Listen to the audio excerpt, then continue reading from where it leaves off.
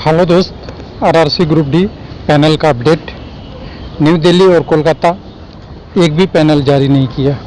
जबलपुर का दूसरा पैनल आ चुका है नॉर्मल कैंडिडेट के लिए और अच्छा खासा ठीक ठाक पैनल जारी हुआ है और कह सकते हैं बहुत सारे कैंडिडेट को बधाई जिनका पैनल में नाम आ गया, लेकिन अभी भी कुछ सीटें खाली हैं।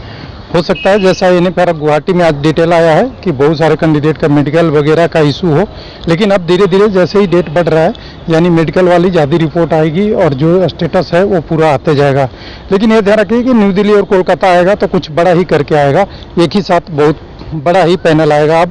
अब छोटा पैनल की उम्मीद नहीं है, लेकिन इशू है कि रोजगार मेला में क्या होगा।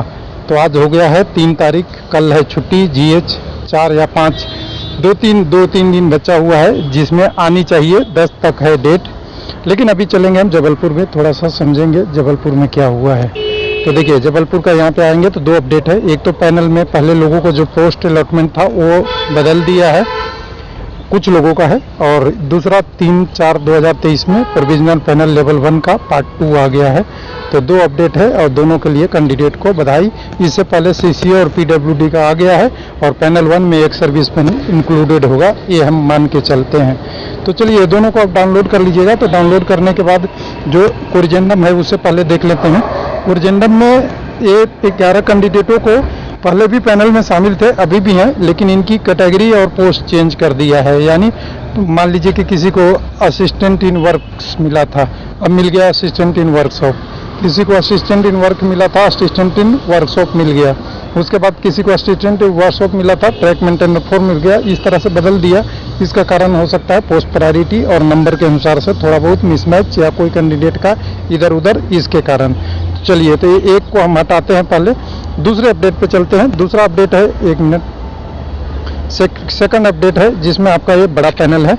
2802 लोगों का पैनल है जिसमें सब कुछ साफ साफ लिखा हुआ है। CCA और PWD को पहले आया था, उसको छोड़ के ये पैनल जारी हुआ है। 1 से लेके 2802 तक लोगों का जो है, यहाँ रोल नंबर है, यहाँ पोस्ट है और यहाँ पे कौन सा पोस्ट अलॉट हुआ है उसके बारे में डिटेल है। अब इसको देखेंगे तो ज़्यादा क्लियर होगा नहीं और ये क्लियर करते रहेंगे तो बहुत टाइम लग जाएगा। एक 49 पेज का PDF है और सारा डिटेल इसमें है, लेकिन इस डिटेल से कुछ बारीकियाँ निकाल के मैं समझाने की कोशिश करूँगा कि अभी क्या हुआ है। तो देखिए मेरे पास PDF है, PDF को हमने हमेशा लगता हूँ जिससे डिटेल।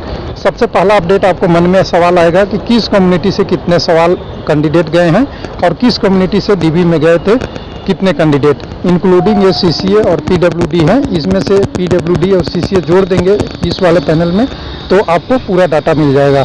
तो देखिए 376 कैंडिडेट UR से गए थे, 264 का अभी का कल आज वाला पैनल 3/4/2023 के पैनल में जारी हो गया।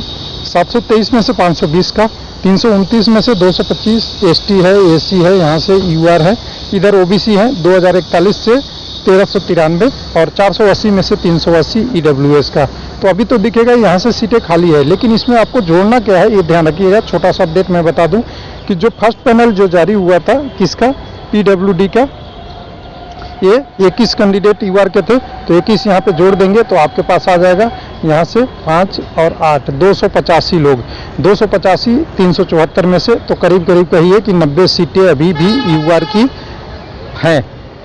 अभी उसके अलावा भी बहुत लोगों का नाम नहीं है, हम पूरी वैकेंसी पे नहीं बात कर रहे हैं, 3976 पे बात कर रहे हैं। उसके अलावा वैकेंसी यहाँ 4000 प्लस थी।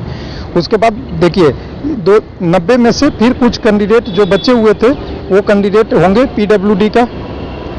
1 मिनट, PWD का कहाँ गया, CCA और PWD दोनों का मिला लिए 14 ये आ जाएंगे, यानी 14 यहाँ से और घटा लीजिए तो यहाँ से हो जाएंगे 90 में से आज यहाँ गया 6 और यहाँ से 76 कैंडिडेट UR में बचे हैं। उसके बाद अब देखिए AC कम्युनिटी में 520 गए हैं, तो 520 और यहाँ से आप 30 और 20 50 मान लीजिए, यहाँ से लगभग 50 तो नहीं है लेकिन 43 है, तो यहाँ पे 43 आप बराबर जोड़ लेते हैं तो यहाँ से 3 हो जाता है, 4 2 6 और यहाँ 563 773 में, यानी अभी 713 में सॉरी।